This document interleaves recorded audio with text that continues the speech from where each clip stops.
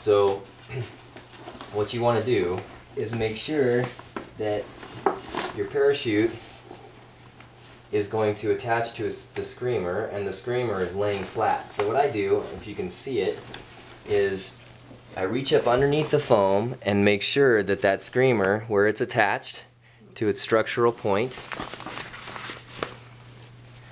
let's see if I can get it in the light a little bit, is laying flat and doesn't have any twists or you know, anything that would potentially cause, there, can you see that a little bit better, could potentially cause a bump on the outside of the harness to show. So you want that laying flat, and you can see right up in this area where it goes around the webbing, I want it to come off that nice and flat, to travel under the foam, and to lay in this neoprene cutout area. This quick link is what we're using. It's a 7 mil rapid link. It's rated for a braking strength of over 10,000 pounds, but you can use a carabiner or anything that you feel is structurally you know, meets your qualifications for what your parachute should be hooked up to the harness. This is what it comes with. That's what I use, but you know, you should use whatever you're most comfortable with. So first I need to take the parachute and the shrouds and the bridle out of this bag and install it into the covert Lara bag.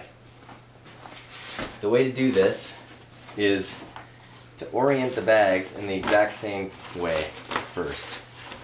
Make sure that they're laying exactly the same way and next to each other. Okay, next what I want to do is I want to remove the bridle and the shrouds that are banded to the bag to open the bag. And before I put it in the other deployment bag, I need to transfer these rubber bands to here. If you have extra chute bands and they're new, use them. In this particular instance, because this is a brand new parachute and the rubber bands are new, I'm going to go ahead and take them off this bag and put them on this bag. Go ahead and stop it. Okay, so as I'm removing the rubber bands and replacing them, you know, you don't really need to, but what I do with those 4 extra rubber bands is as I take them off, I go ahead and secure the shrouds and the bridle exactly in the position that they were. And what that does is it just sort of helps me to, by myself, transfer the parachute from one bag to the other without, you know, basically losing the way it was packed originally. And to keep everything organized and easy. So as I remove the parachute from the deployment bag, when I take it out of the bands, and like I said, these rubber bands are not going to stay. They're just there basically to keep track of where I'm at and to keep the parachute in its original configuration. And it makes, you know, unless you're planning on completely repacking your parachute, which isn't necessarily a bad idea if you haven't done it in a while, if you're just replacing it with a new parachute or a parachute that's been recently packed, I like to secure the stuff so that it can sit in this bag with the doors open and not basically lose its position. So I'll continue changing these rubber bands over to the other bag here.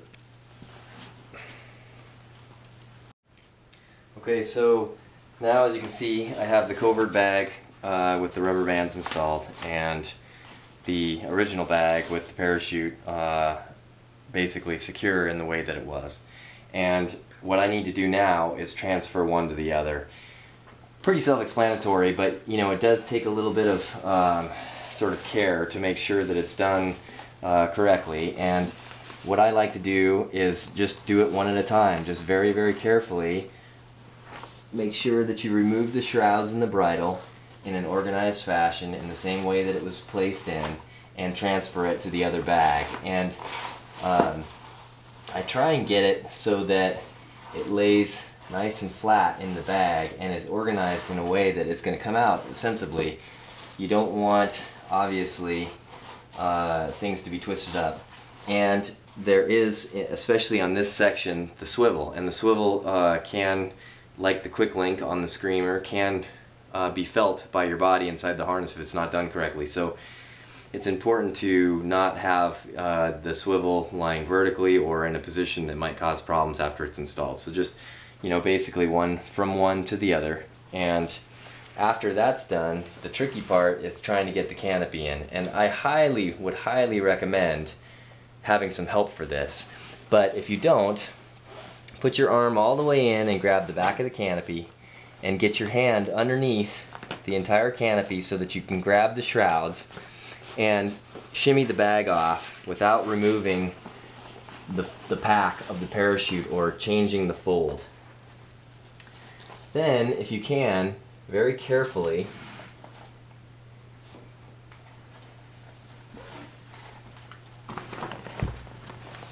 install the canopy into the new bag in the same position that it was installed in the original bag. And like I said, it's a little tricky and it takes a little bit of sort of, you know, I don't know if I could call it finesse, but care certainly, to make sure that that canopy gets slid into the deployment bag without the folds or the way it was packed changing. Okay? After that, you can see that by securing the shrouds in their original position, it's very similar, if not exactly the same as it was in the last bag. So once you get to this position and your canopy is positioned correctly within the bag and your bridle swivel is laying flat and everything feels as it should and looks as it should, then you go ahead and reassemble the bag in the way, you know, exactly the way that it was originally set. The inside flap comes down, and as you reinstall the shrouds, go ahead and secure the shroud, pull your temporary rubber band off, and replace it within the parachute band. Okay. And do the same the other side.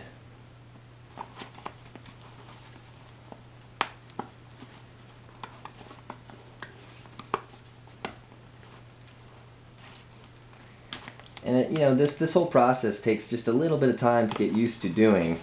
But you know, once you do it, and if you take your time and you do it slow, it's actually very, very easy. You know, arrange your bridle to lay as flat as possible and be secure within the bag. Okay, in the same way that it was put in originally.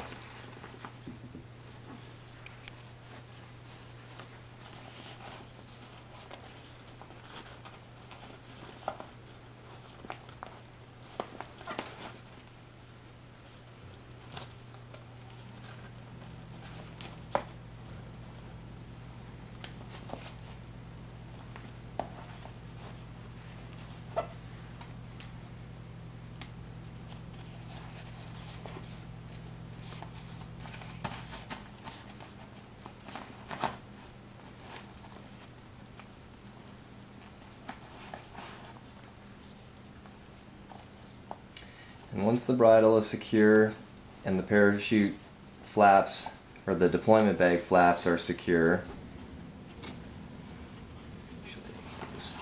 there, and routed correctly, the